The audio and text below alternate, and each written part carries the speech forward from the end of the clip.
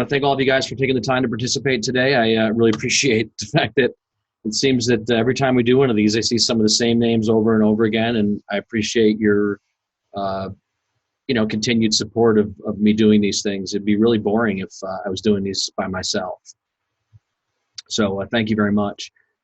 Today's topic is kind of an interesting topic, and it's something that I've been thinking about for a long time. And to be honest with you, every so often I have the privilege of going in and working with, key customers, specifically on training for sales and the sales process and things like that. And in the back of my mind, I always kind of walk away with a belief that, even if I did the best sales training on the planet, and I don't profess that that is what it is, but even if I was able to do that, I know a big part of me recognizes that probably about 20% of that information is actually going to be retained, and an even smaller percentage of that is even going to be utilized. So I've been thinking for a while about, creating a topic and really even a workshop, if you will, that's designed to help, sales owners or business owners and sales managers to really understand, some of the fundamentals of being a better coach, because I think that's really what makes the big difference. Before we get started, I do want to, start off by, recognizing our sponsor, RoofHub. And for those of you who are using RoofHub today and using RoofHub to place orders online, thank you very much. If there's anything positive that's come out of this, COVID-19 disruption, it's the fact that, so many of our customers, I think, have realized that RoofHub is a tremendous opportunity to help you guys sort of improve some efficiencies and productivities and really make online ordering significantly easier. As you know, when we do our webinars, we try to pride ourselves on not turning them into, product infomercials. But I'd be a little bit remiss if I didn't just, point out some of the, real differentiators that we believe, and I think you'll find makes RoofHub a significantly better option. I have already told you guys about smart template technology. Guys, the one thing that we recognize in our customers is that your time is money, and the last thing we want you to do is to have to dive into our system, scrolling through 70,000 SKUs to build an order. So what RoofHub has done is they actually are using artificial intelligence that dives into your order file. So basically what it does is it goes into all of the orders that you've ever placed with us, and it pulls out the most common items, and it builds a template for you. So if you're a Certainty Landmark user who uses all their accessories, for example, it's going to kick that out in the form of a template, and that'll be recognized by the Certainty logo that automatically is attached to that template. The other thing that's kind of cool is they have smart color technology. So if you choose a particular color, RoofHub will automatically select all of the matching colors on the hip and ridge, the drip edge, all those kinds of things as well. So really, really cool tool. And again, for those of you who are using it, thank you. We appreciate your support of that. For those of you who are not using it, we're kind of putting our money where our mouth is. I mean, we're giving you all a 3% rebate on all RoofHub orders that are shipped now through the end of May 31st. So all you've got to do is order your project using RoofHub online. That project needs to ship before May 31st, and you also need to, pay for that order within the, terms, and you will receive a 3% rebate at the end of that period. So increased order efficiencies, improved productivity, and a 3% rebate. I mean, quite honestly, couldn't get much better than that.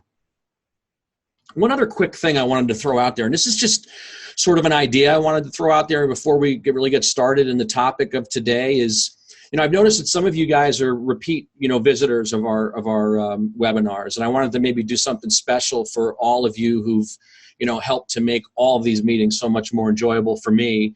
I kind of came across this idea of creating like a sales coaching clinic.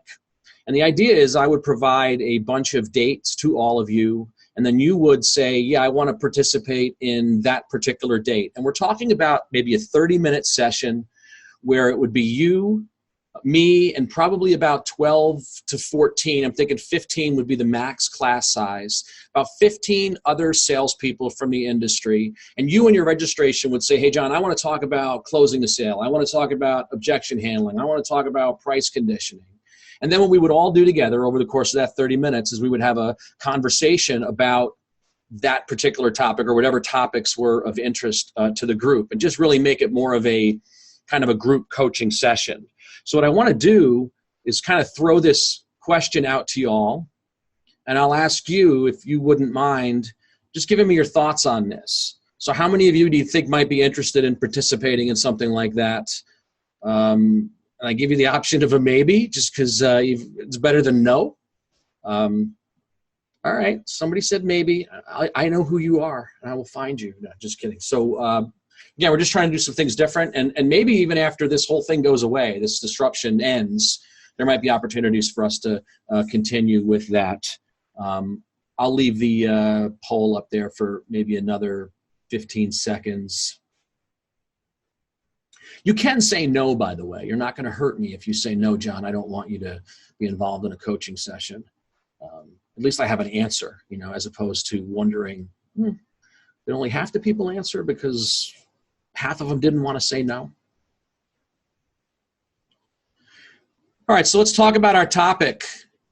Here's an interesting slide, and I just so you know, we're going to have a webinar that's available, I believe, in the next 2 weeks with Matt Coates, who's our Director of Organizational Development for SRS. And Matt had shared with me this slide about 1.5 years ago. Really smart, talented, articulate guy who's going to do a webinar for all of you on how to really develop culture in your organization, how to create passionate, engaged employees who really want to, go out there and just do the best job they can do to provide a great experience and for the customer and for you and for the brand.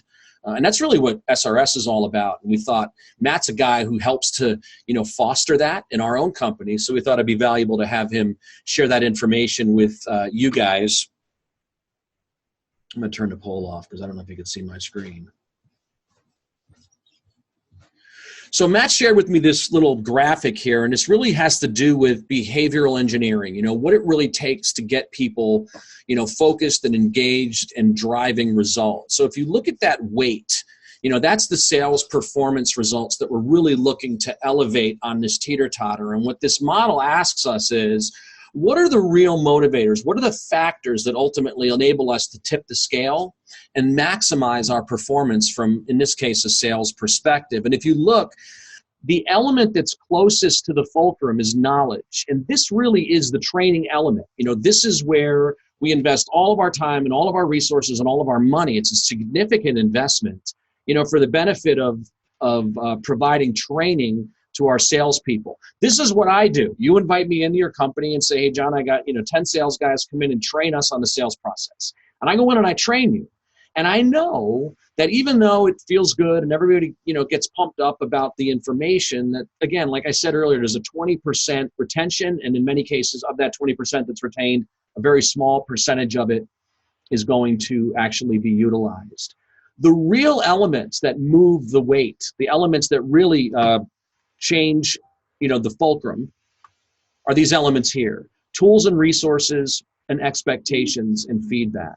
So I could tell you guys that from a coaching methodology standpoint, if you want to drive results in your people, if you want your people to sell at a much higher, much more efficient, and much more effective level, number one thing is set clear expectation and then create an environment where there is ongoing feedback that's really designed to reinforce all of the other things that are represented in this teeter-totter, including the knowledge. Guys, the reason why training fails, and we see that there's only about a 20% retention rate, is because there's no training after the fact that's really going to drive that knowledge into behavior. See, here's the deal. All training is a transfer of knowledge. If I show you guys in this slide, training really represents a skill transfer. I've got information that I want to present to you. I'm going to show you guys how the sales process works and all the elements necessary to facilitate a successful sales call. I'm just giving you information.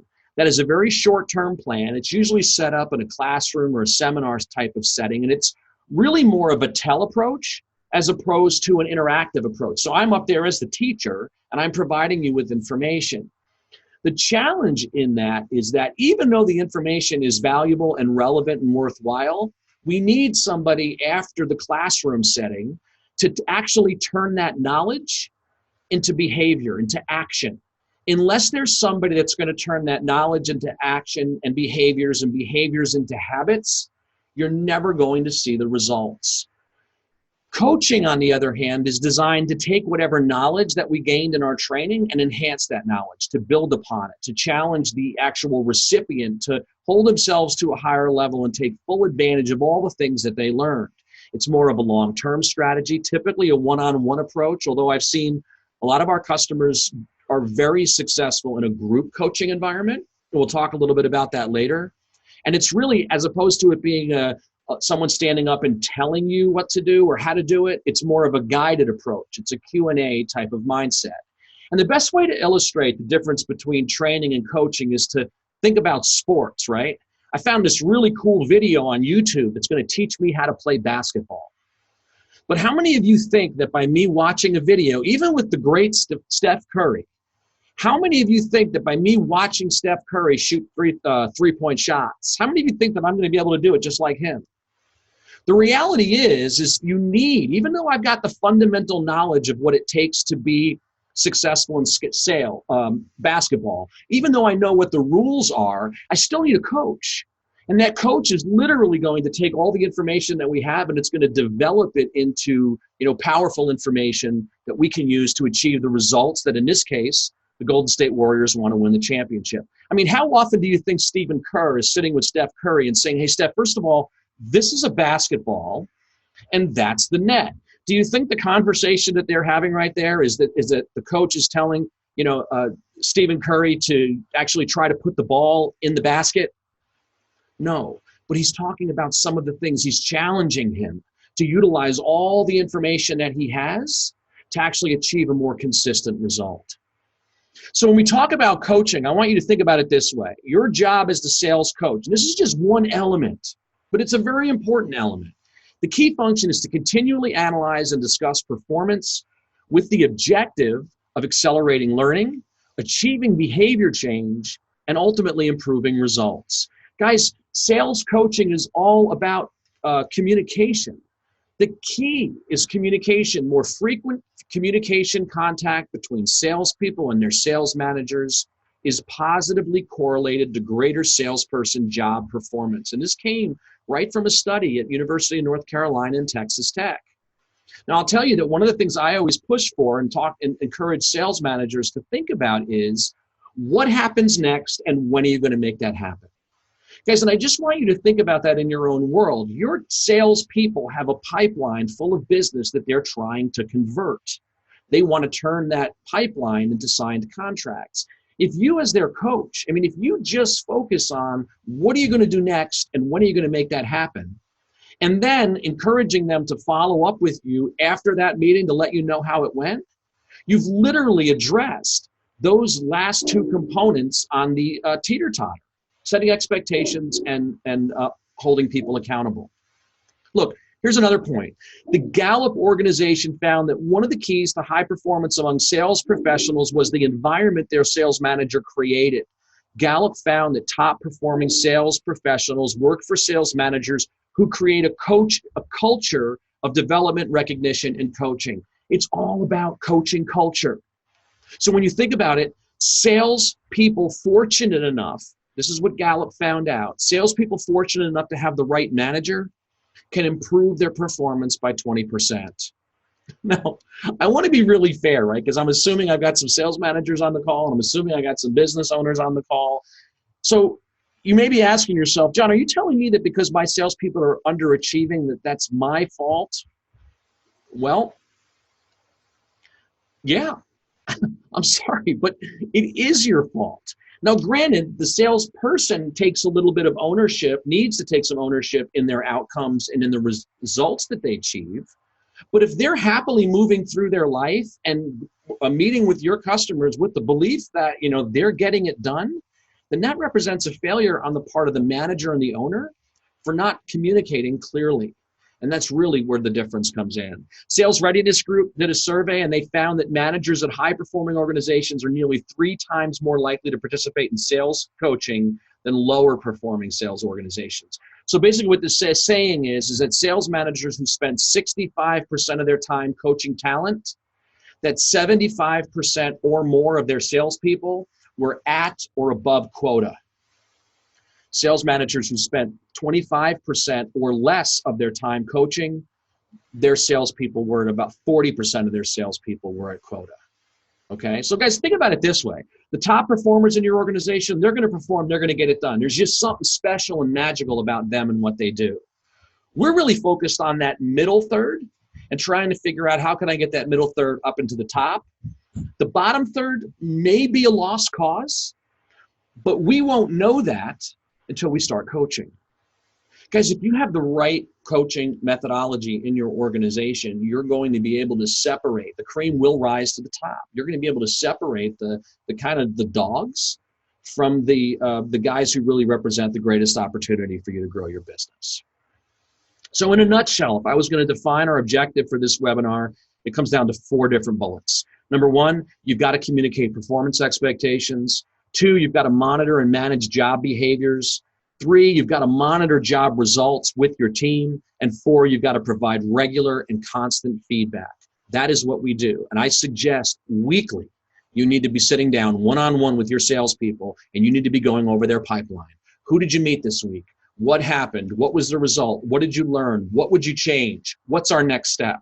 And we're going to get into that, again, as we move into the process today. Now, there's a book out that I read.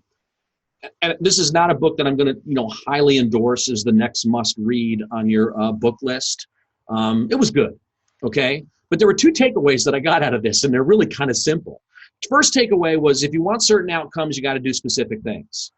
And that seems like a no-brainer, but I want you to dial that back to the sales process. In order for me to get from the point where I'm initially knocking the door to the point where the customer is enthusiastically signing the contract, there are specific things that need to happen for me to facilitate those results. So we need to define what are those specific things. And the second bullet point was absolutely by far the most powerful thing I got out of this book. And it says managers had better be able to influence their sales pipeline or their sales force is in trouble. And guys, what this really identifies, both of these bullet points do for us, is it identifies a key concept in sales coaching. And that is the critical difference between results and behaviors. Guys, the challenge with many of us as sales managers and business owners and coaches is we tend to focus solely on the results. And results are the outcomes that salespeople achieve. In our world, it would be things like contracts signed, referrals collected, deductibles paid, those types of things. The challenge is this, is if we are only focused on the result, we are literally setting the sales rep up for burnout and failure. And I want to be clear, hopefully, we don't hire people that wake up on Monday morning and try to figure out, how do I screw things up today? Geez, I wonder how I can not get the deal today. Those aren't the people that we hire. So if I'm constantly focused on, dude, just get the contract, get them to sign the contract, sell the value of our service, sell the reasons why we're different. Now, those are all valuable statements and certainly viable opportunities for us to justify a higher price. It is the goal to get them to sign the contract. But the salesperson, if they knew how to make that happen, there really wouldn't be a need for us to have this conversation. So as sales managers, rather than looking at the past and focusing strictly on the results, we need to think about what are the behaviors, what are the observable actions that salespeople must use or must commit to achieve the desired result. So look at the sales process that I talk about when I do my sales training. And I know some of you guys may have some different processes, and that's fine. But if you focus strictly on the result, I'm focusing on the 8th step of the process. So if the sales rep's not closing the deal, I really don't know where within this process they're struggling. Are they having a tough time establishing rapport in the opening stage? Are they not getting off to the right foot and creating a trusting relationship? During the needs assessment stage, are they not asking the right questions? Are they not really doing a good roof inspection? Are they not creating urgency with their roof inspection? Are they not shifting, teaching the customer something about their roof and then transitioning into a trusted advisor status? Or maybe they're not telling their company story at all. Maybe they go in, they do their inspection, they get right into product. And if they do that, then how would the homeowner know the reasons why they should buy from us? Are they asking commitment questions? How involved is their product presentations? Are they giving the customer an opportunity to make product choices and get emotionally invested in the project? Are they giving the customer the opportunity to buy more, which increases the perceived cost of the project, subsequently offsetting that higher price when they see it in their proposal? How are they presenting their proposal? Are they showing just the retail price? Are they providing that retail price with 3 monthly payment options to help give the customer the ability to choose the option that's best for them? Are they going through the proposal, line by line, creating urgency and tying the customer down to key elements of the proposal? And then finally, are they asking for the sale? How are they asking? Are they asking in an effective manner? Are they prepared to answer the objection that they're going to hear?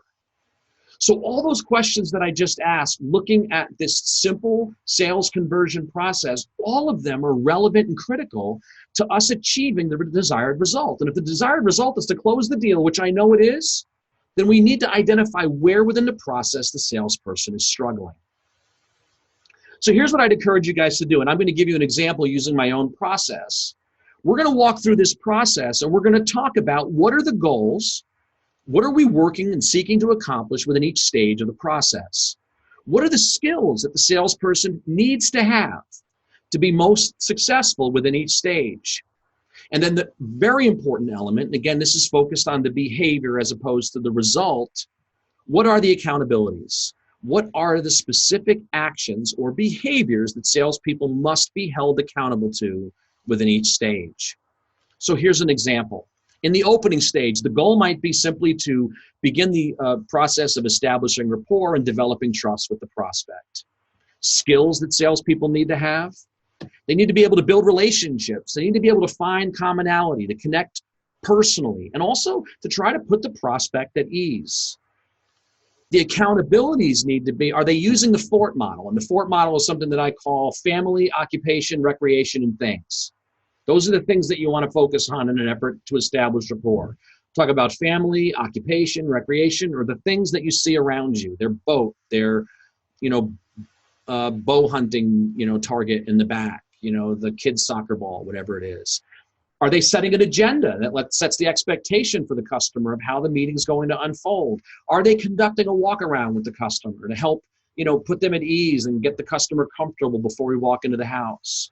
Are they utilizing it's okay to say no to me approach with the goal of trying to lower walls and sort of keep things at ease? Some chat here. Sorry. So hopefully this all makes sense, guys. So what I'm going to do is, and we're going to get into how I can then utilize sort of like a ride-along worksheet that I've created to measure their effectiveness within each stage of the sales process. Because then, after observing them in a sales situation, I'm then better able to talk about, hey, here are some of the things that we can work on, and then I can work with them to help them improve or set a higher performance standard in each of those areas. So the next stage of the process is the needs assessment stage. The goal here is to create urgency to get the project fixed, to become a trusted advisor, identify pain points for the prospect, begin the process of price conditioning, and try to uncover any objections that might prevent you from moving forward or from getting the deal done. So early on in the process, we might say, for example, how long have you guys been thinking about this roofing project? We've been thinking for a couple of months. Awesome. And what made you decide to get your project started today? And at that point, if there's resistance, we're in second stage of the process. If the homeowner says, we're not going to do this today, well, we can ask them, well, really, what makes you guys say that? And then it gives us an idea of what some of the objections are that we're going to need to try to overcome as we move through the process. Skills that salespeople need to have in this stage, they need to know how to ask questions. What questions are they going to ask? Guys, that's a huge tell. If a sales rep comes to you and says, hey, this customer's all about price, and obviously we were $2,000 higher, and I think they're all about money. We could simply ask them, awesome, well, what questions did you ask when you went in to meet with them?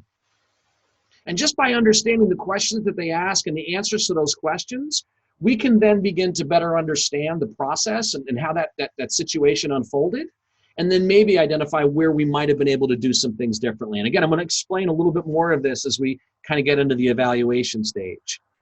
The skills, they need to be able to actively listen to the prospect and then communicate inspection results efficiently and effectively. Accountabilities, they need to know what questions to ask. I need to be able to see, if I'm going to travel with my salesperson, I need to know in advance what are the questions that you're going to ask when we go in there.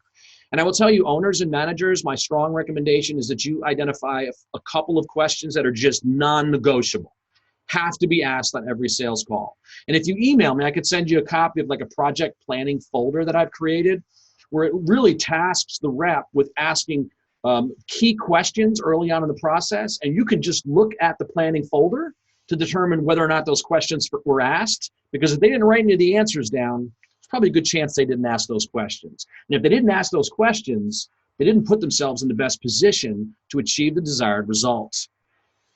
So the other thing is they need to be able to conduct a roof inspection. They need to have photos that they can show. They need to be able to communicate teach the customer something about their project or about their home that creates urgency and allows them to see me as a trusted advisor. The company story, that one's going to be really, really important. And if you guys participated in the webinar we had, I think last week, we really dove a little bit deeper into this, illustrious stage called the company story stage. But the goal is to answer the why you question. You also want to position yourself as the contractor of choice, and you want to ultimately create a condition that facilitates a positive response when you ask that commitment question. Hey, based on what we've talked about so far, how confident are you in our ability to handle this project? If they don't answer that question favorably, or if your sales rep says that they were negative in their response, then that's an indication that we didn't do a good job in the company story stage. Skills that we need to have is we need to be able to deliver a customer-centered interactive presentation. We need to connect that presentation with the pain points that we've identified in our needs assessment. And we also need to be prepared to use tie-down questions to gain the customer's agreement on the viability and the advantages of certain elements of your story. From an accountability perspective, we want to make sure that they're prepared and scripted. Yes, I said scripted, and I know some people get uncomfortable with that. But here's the deal. Every owner on this call today at some point in time realized that they needed to come up with a recipe, and they developed their own approach, their own methodology, their own script.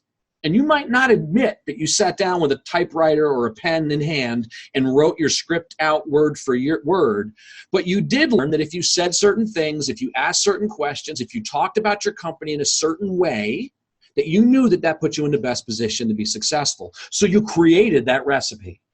All I'm asking you to do is to take that recipe that has done so well for you and help your salespeople utilize it as well. The key advantage to scripting them is because they then learn to memorize and internalize all the talking points, and that allows them to be a better listener, and then they can address all the questions and concerns identified in a way that makes your story seem like you were created with their unique situation in mind. So they need to be prepared. They also need to ask commitment questions. That's a non-negotiable part of the process. Did you ask a commitment question? What was the response that you got? And I would also encourage an accountability to be tying down some of the differentiators. That's important, isn't it? From a company or a product presentation standpoint, the goal here is to increase the perceived value of the project, involve the customer, and get the prospect emotionally invested in the project. And we do that by allowing them to make product choices.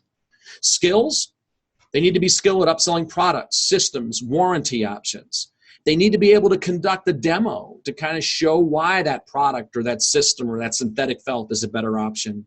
And they need to be able to and have the skills to connect all of that back to some of the pain points and concerns that they identified. Now, I want to be clear. When I said pain points, right, pain points can be really obvious. It could be my roof's leaking and I want this fixed. It could be more subtle pain points like I'm embarrassed.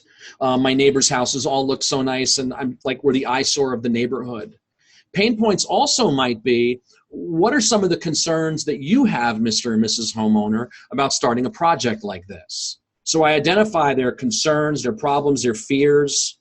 That in itself is a pain point. I need to make sure that during the company story and the product presentation, that I'm answering those pain points without, kind of raising a flag and saying, hey, you told me you were embarrassed.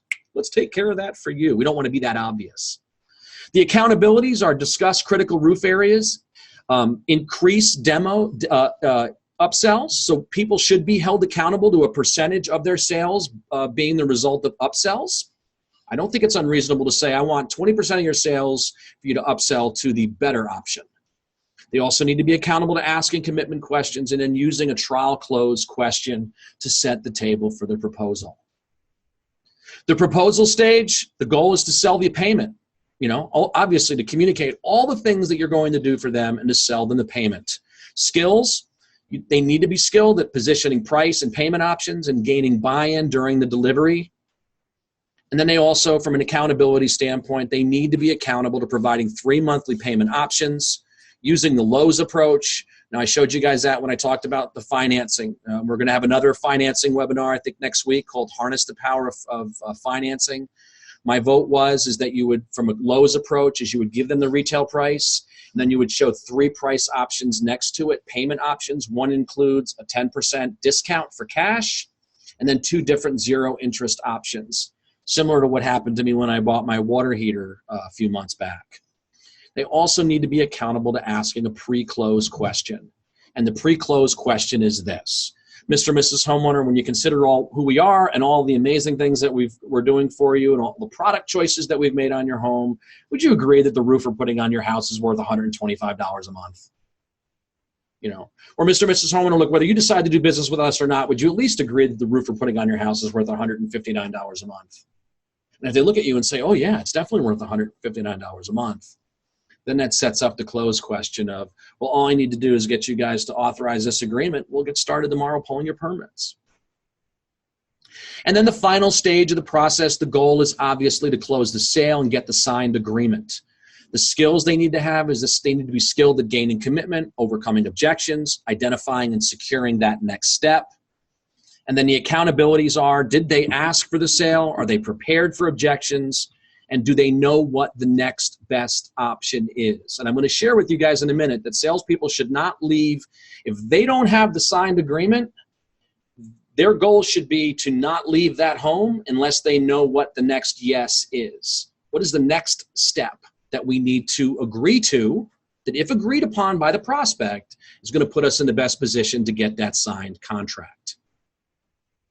So there's 2 types of sales coaching that we're going to refer to. One is opportunity coaching, and this is really a situation where you're just maybe talking about some of the accounts that you guys that have been reviewed in your pipeline. Now, I've seen some sales teams do this as sort of like a Monday morning or a Friday afternoon meeting. I like the Monday morning meeting because I think it creates some energy to kind of get people through the week. They have 5 or 6 sales guys sitting around the conference room, and they talk about, hey, Joe, tell me about your call last week with Mrs. Jones. How'd that go? And Joe kind of sets the table for the conversation. I didn't close the deal. Okay, well, what was the reasons why? Well, she told me this. And then everybody's allowed to kind of ask Joe questions, and they all sort of build on each other to figure out what are the next step. What's a good way to handle that situation, or what would I have done differently? The when aspect, this could be done weekly or as needed. I mean, if you have a rep that's just getting it done and he's closing, 8 out of 10, then don't change the dealer at the blackjack table when we're winning, right?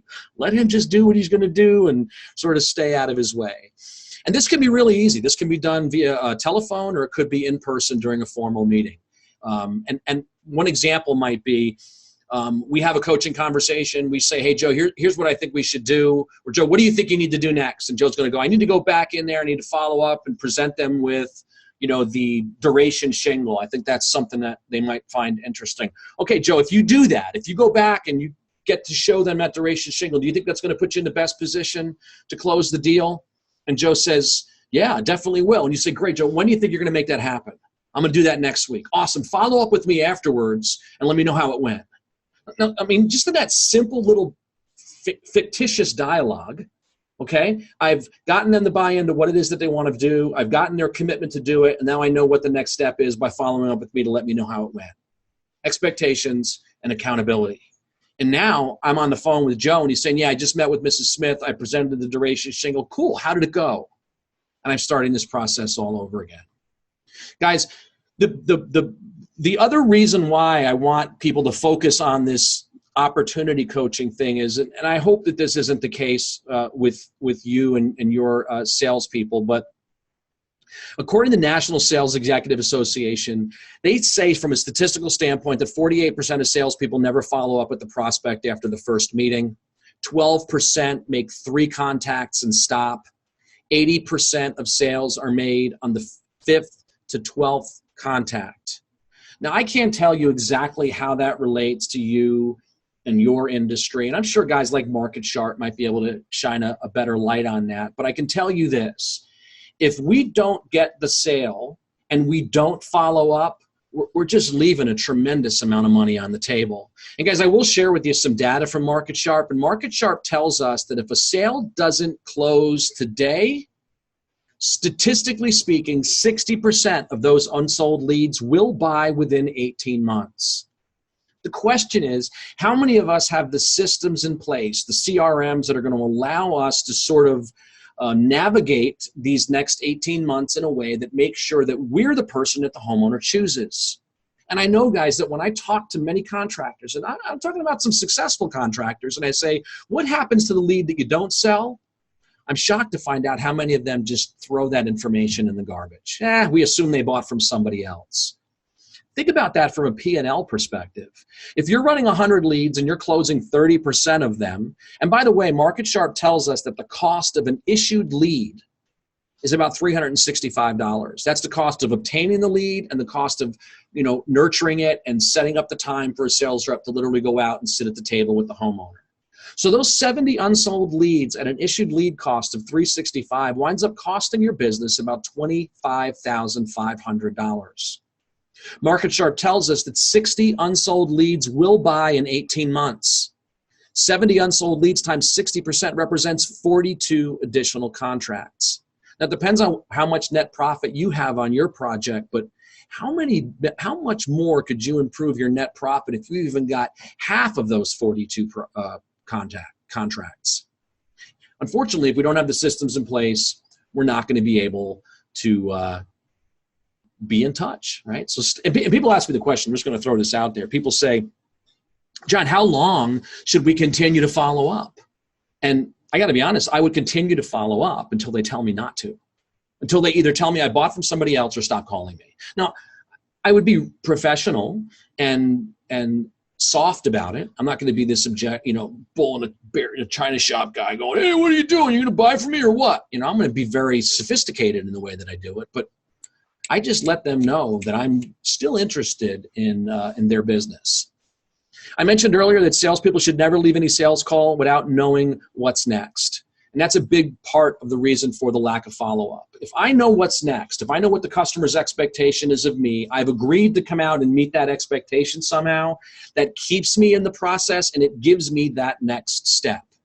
And if your sales rep doesn't have a next step, you need to ask the question, well, what is our next step with this prospect? If you do that, is that going to put you in the best position to close the deal? Are you committed to doing that? When? Remember I said earlier, what's next? When are you going to make that happen? What's next? When are you going to make that happen? I hate to oversimplify this, but I want to promise you that if you review your sales pipeline with your salespeople and you constantly ask them what's next and when, you're going to get more business out of the pipeline and your salespeople are going to make more money. The second type of coaching, this is really more of, I'm sorry, I'm kind of jumping ahead of myself. The goal of this opportunity coaching is to really identify gaps in information. Sales rep has a perception, you're making them aware that maybe there's some misinformation or maybe there's some more data that they need from the prospect, and you're helping them identify those next steps. I also think that what this does is it helps you help your sales reps identify suspects that probably shouldn't even be in the funnel, because you all have pet prospects that I've been nurturing because I know it's going to close. And in many cases, kick those people out of the pipeline, making room for you to be a more efficient follow-up person with the other guys on your list. Here's the model that I use to kind of have these opportunity coaching guidelines, and I think it's a powerful one. It's called GROW. G stands for goal, R stands for reality, O stands for options, and W stands for way, although I often refer to it as what's next. And all you're simply saying is, hey, what is our goal? What do we want to accomplish with this prospect? Where are we now? What is the information that we have? Where are we now? What options do we have, to kind of help us close that gap? And then what's next? What are you committed to doing? It's very, very important as sales coaches that you guys and gals sort of resist the urge to tell them what to do. Because if you tell them to do something and they go out and they do it and it fails, well, then it's your fault. And they're going to tell you, I knew that wouldn't work. GROW is a great model that allows you to just simply ask questions about, all right, where are we at with this prospect? Look, what do we want to accomplish? Where are we at? What's our options? What's it going to take to help close that gap? Okay, well, what do you think is the best option? And then we help coach them through using this particular dialogue. The great Pablo Picasso probably doesn't have a lot of knowledge as it relates to sales and selling, but he does have a pretty profound quote here, and he says, our goals can only be reached through the vehicle of a plan in which we must fervently believe and upon which we must vigorously act. The key element in that quote, which really got me, was fervently believe. You have to get your salespeople to believe that the actions that they're going to take are going to put them in the best position to be successful. And the best way to do that is to help them self-discover that information, to self-identify, this is where I screwed up, this is what I need to do to get to that next level, here's what I'm going to do, and here's when I'm going to make that happen.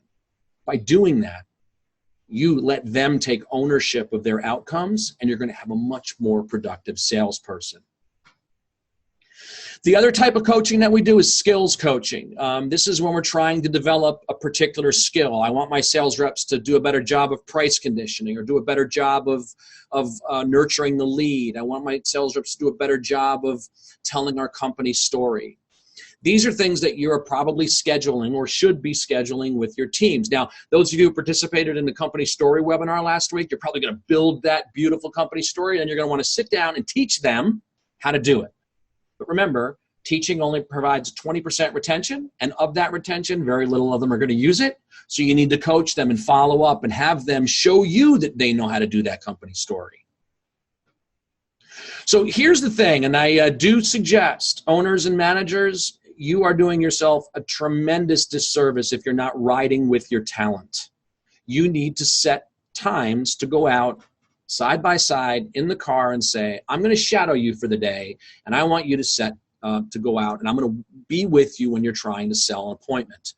Here's just a couple of basic rules. Number one, you want to set the objective. Let them know, here's what I'm here to observe. Here's some of the things I want to see. Here's my expectations of you. You're going to define your role. Look, my role today is not to come in and help you close the deal. Please understand, and I know this is hard for business owners and managers, especially managers who are compensated based on sales. You want to close the deal. I get it. But you've got to understand, if you jump in and you rescue every sales call and close the deal for your sales rep, yeah, it's going to have a short-term win for you in your pocketbook, but long-term, it does very little for your salesperson. So define your role. I'm just here today to observe and to, provide some feedback to help us, sort of elevate our standard. You're going to let the salesperson take the lead. You're going to let them sell. Now, I wrote here, look before you leap. If you see your sales rep is hemorrhaging, they're going severely off track, please resist the urge to jump in and then rescue them and say, well, let me take over. What I would suggest that you do is ask questions to direct the salesperson to get themselves back on track. Hey, Joe, one of the things that Mrs. Smith might really appreciate is the way that we actually facilitate the installation process. Why don't you talk to her a little bit about that process so she could get a better picture of actually how we do things? So I'm not jumping in and saying, let me tell you about our process. I'm talking to the salesperson by saying, hey, one of the things the customer might value is if you show them this. Why don't you do that? Just trying to get the salesperson back on track. And then the final element is plan, observe, and debrief. So here's the simple process. You're traveling with your sales rep. Before you go in and call on a contact, you're planning that visit. You're going to do a pre-call briefing. Okay, what do we know about this prospect? What's the information we've got on our lead information sheet? What's our approach? You're then going to go in and you're going to observe. After you observe, you're going to get back in the car. You're going to go through your notes. You're going to have a debrief session. You're going to talk about some of the things that happened, what worked, what didn't work, and then you're going to give them a specific course of action that is designed to help them improve so that they can be a better salesperson. And then the most important part is following up to make sure that they do it. And here's the really important thing. As I said earlier in the Picasso quote, they must fervently believe. We need to ask questions. So here's the deal. You just observed one of your salespeople on a sales call where you saw them make many, many mistakes. Even if it's extremely obvious to the salesperson what they did wrong, it's critical that you start the debrief process, by asking them questions. The purpose of asking questions is to promote self-discovery by the salesperson. Salespeople are much more likely to change behavior if they discover the gap themselves. So I'm going to introduce you now to our sales ride-along worksheet. This is an evaluation sheet that you're going to use. Now, I'm happy to send you mine. If you email me, I'll send you a copy. My recommendation is that you tweak this to have it speak to whatever sales process you want your salespeople to follow. And within this sales worksheet, you're going to break down the different stages of the process, and you're going to evaluate them based on the behaviors that we talked about earlier. Look, there's certain goals in each stage of the process. There's certain skills that our people need to have, and to support those skills, there needs to be certain observable behaviors that I need to be able to witness as their coach to verify that they have the skills to achieve the desired result. The key element in the debrief and using this form, again, is to ask questions. What was the result of the call? Don't say, how did it go? How'd it go with Mrs. Smith? Because then you're going to get a big, long explanation about opinion. I want to know, what was the result of the call? Did they buy or did they not buy? Okay, that's what's really important. What went well during the sales call? What do you think you could improve? Now, why do you think the prospect didn't sign the agreement? Hey, if you had the chance to take a mulligan, what would you do differently? So I'm going to walk you through an example, right? Let's say I travel with a rep and I realize that they got a 5 out of 10 on the rapport building. They didn't do a walk around. They didn't tell the customer that it's okay to say no. They did set the agenda. The needs assessment stage was a little bit rushed. They really didn't ask a lot of questions. Now imagine if this is a sales rep that's telling you, this customer was all about price, and they said that our price was too high. And then you realize that they really didn't ask a lot of needs assessment questions, right? They rushed the process. They completely blew off the company story. They didn't talk anything about the business. Well, then you could obviously have the opinion that, well, the reason the customer is not interested or only interested in price is because they don't have anything else to base their decision on, because we didn't give them any other information. We didn't even ask a commitment question. So questions that we might ask in this situation is, what worked well? What areas do you think you can improve? Hey, let's talk a little bit about the company story stage. Now imagine I'm in the car with the salesperson, or I'm having lunch after the sales presentation, and I'm asking them, let's talk about the company story stage. What do you think went well? What was your goal? How is that accomplished? Did you do that well? You might go to the product presentation stage and find that the person hit a slam dunk, man, or home run. This was awesome. You really rocked it in the product presentation stage. The proposal stage was okay. The close stage, you asked, so what do you think? Not really a good closing question. And I want to be clear, guys. As I said before, you're going to find that on these forms that if they hammer it, if they just completely destroyed the sales call, be gentle. Don't come into the car and go, dude, you really blew it. Just pick 1 or 2 things that you want them to focus on. We'll get to that other stuff down the road. In this particular case, I think the most important thing that I would have my sales rep focus on is you need to better understand the company story, and you need to leverage that at the kitchen table. Then we get to the end and we talk about what areas were strongest for the rep, what areas need more practice, and what's the next step. So I might say, hey, you did a great job with the product presentation. Keep up the good work. I also like the way that you created urgency to get the roof fixed. One thing that I would suggest is that we need to focus a little more and get a little better and more comfortable with the company story and asking a real closing question. So here's what I'd suggest. practice the company story and the close, and then be prepared next week for you and I will sit down and we'll kind of role play that scenario to make sure that you're really comfortable so that you can go out and kind of do that effortlessly with your prospect. Now, guys, I went a little bit over in time, but I just want to, ask you this one final question. When it comes to your salespeople, there's a lot of accountabilities out there. Their goal is to get the contract signed, reduce cancellations, improve gross margins, self-generate leads, develop their skills and their talent, manage their pipeline, upsell, and get positive reviews from their prospect. But I want to let you know when I say who's ultimately accountable, it's everybody. And if your salespeople are underperforming in any one of these areas, I would strongly suggest it represents a failure on the part of the sales manager and the owner. And guys, I'm going to wrap up and leave you with one, quick story. About 2 years ago, I was out to dinner with a key customer who is an awesome roofing contractor. I mean, they are probably one of the top 50 in the country. And when I was with their sales team, which had about 25 salespeople in the room, I said, hey guys, answer me this question. Why should I buy from, and then I listed their name. And when I tell you that the majority of the room kind of sat there and went, they really were unprepared to answer that question. Which is difficult for me because, at the beginning of the day and at the end of the day, this is a customer, right? And I don't want to offend anybody, but I kind of stood up and I said, guys, I got to let you know this is unacceptable. You need to know your company story and you need to be able to sell it. If you can't answer for me why a customer should buy from you, then how can you articulate that for the customer? So we fast forward later that day, I was having dinner with the sales managers and the owner of that particular firm, and the sales manager sat to me at the dinner table and said, hey, John, I really got to thank you. I said, for what? They said, I want to thank you for calling out our sales guys on not knowing the company story. And I said, guys, don't thank me. That's your fault. And then what was interesting is later on we were having a drink afterwards and the owner of the business comes up to me and he goes, yeah, I really want to thank you for calling out my sales managers on that. And I looked at him and I said, don't thank me. It's your fault. Guys, you're all in this together. And if you want your salespeople to improve and get to a higher level of sales success, then you need to set clear expectations of the specific behaviors that you want them to be accountable to, and you need to hold them accountable. And if they're not utilizing those behaviors in a way that allows them to achieve the result, then you as their coach and their manager, you need to provide them with some training and some coaching so they can improve in those areas. Guys, through this whole COVID-19 situations, I've ended every single webinar by letting you know that I speak for all of SRS when I say that we're in this together. And we believe that if we work together, we can come out of this even stronger than we were before.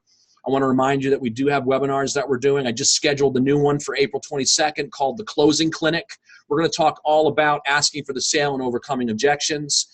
I also would remind you guys that we're doing our culture presentation on the 20th. We've got a really cool service that we're going to talk to you guys about in the terms of digital door knocking and how you can use sort of digital marketing to help, reach out to customers in a subtle way. And then on the 16th, for those guys who are interested in storm work, the process is broken, and I'm going to show you guys some of the simple tweaks that we can make to make that a more efficient and effective sales approach. So Mark Walsh asks, hey, can we get a recording of this webinar? I have a couple sales guys that I would like to see this. So Mark, I'm going to be the wise guy and say your sales reps don't need to see this webinar. They just need you to coach them. But yes, we will have a video of this webinar posted on our webinar site. Anywhere you would go on our website where you would go to register for the webinar, you can also go and view the videos for the webinars that we had in the past. Are there any other questions, comments, criticisms? Hey guys, thanks so much for your time. If there's ever anything that I or SRS can do for you, please don't hesitate to contact me. We're all about customer success. So thank you very much. Enjoy your day and keep washing your hands. Take care.